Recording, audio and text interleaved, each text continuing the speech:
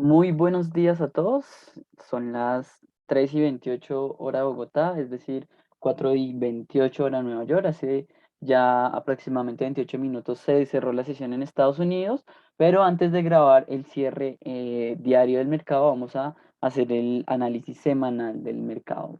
Como es costumbre, vamos a iniciar siempre pues resaltando como para recordar un poco la dinámica de estos videos cortos.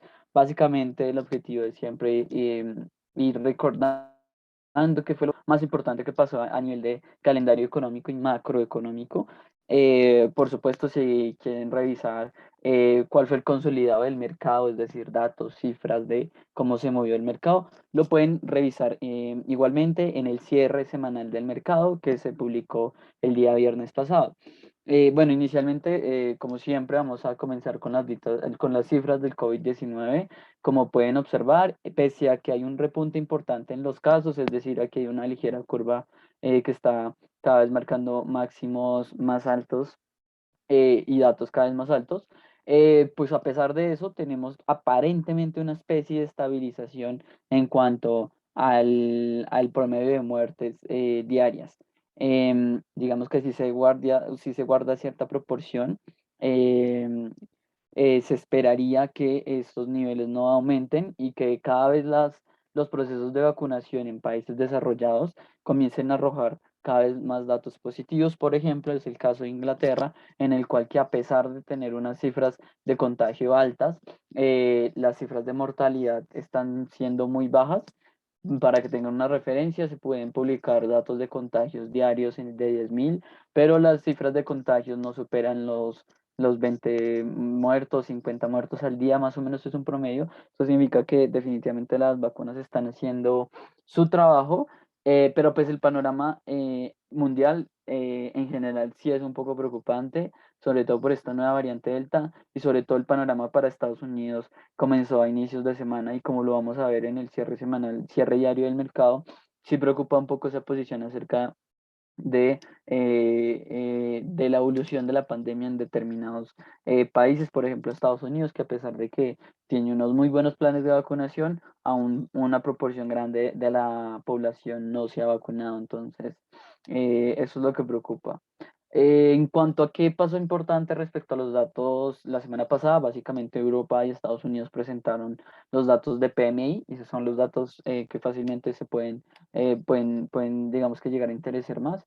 Si se dan cuenta, el PMI industrial sigue aumentando, sigue mostrando una fuerza constante en cuanto a expansión en este sector. Sin embargo, el PMI de servicios, y recordemos el PMI de servicios para economías desarrolladas, está al cerca de significar el 50 al 60% del PIB en general.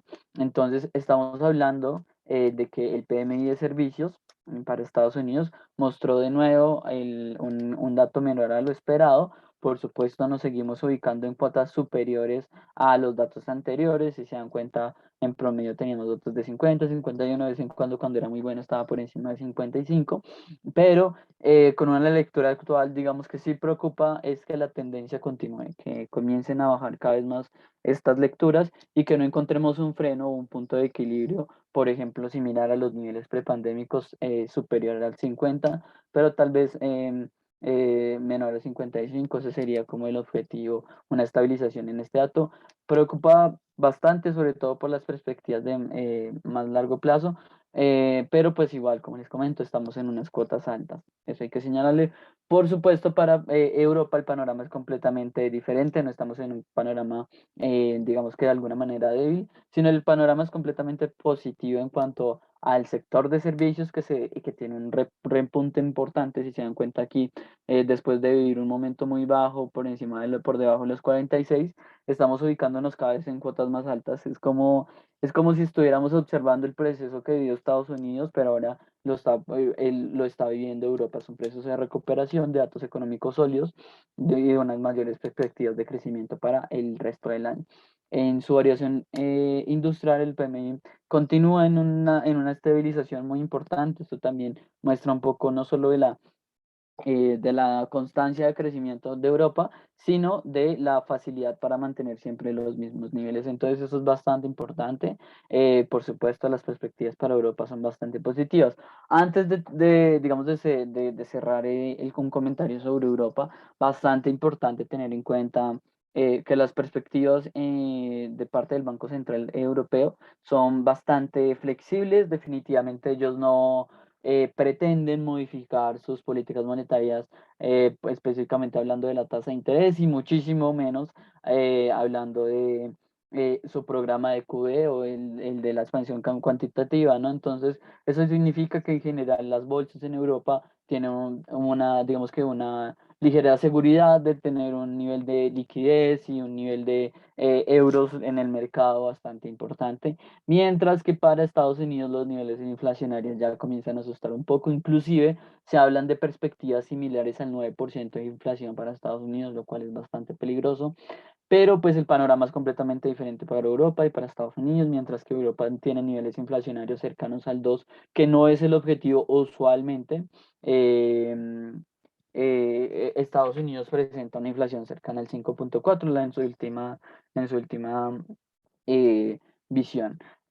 También para Estados Unidos, me voy a ver como para que tengamos en cuenta esta semana, definitivamente lo más importante en cuanto a política monetaria o en cuanto a política fiscal mejor, es el desarrollo de las discusiones acerca de qué va a suceder con los planes de empleo y con los planes de familia, que definitivamente aclararon un poco más el panorama de cuáles van a ser el siguiente movimiento de parte del gobierno estadounidense y que por supuesto va a truncar o facilitar las posibilidades de desarrollo del mercado financiero.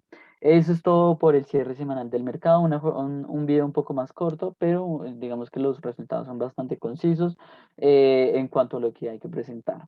Eso es todo, muchísimas gracias. Mi nombre es Johan León desde Finanzas Trading. Un saludo. Igualmente les recomiendo que en tan solo unos pocos minutos también vean el video del cierre diario del mercado para que entiendan cómo amanece el mercado, cómo cierra el mercado en su primer día de jornada de esta semana. Muchísimas gracias y que tengan un muy buen día. Hasta luego.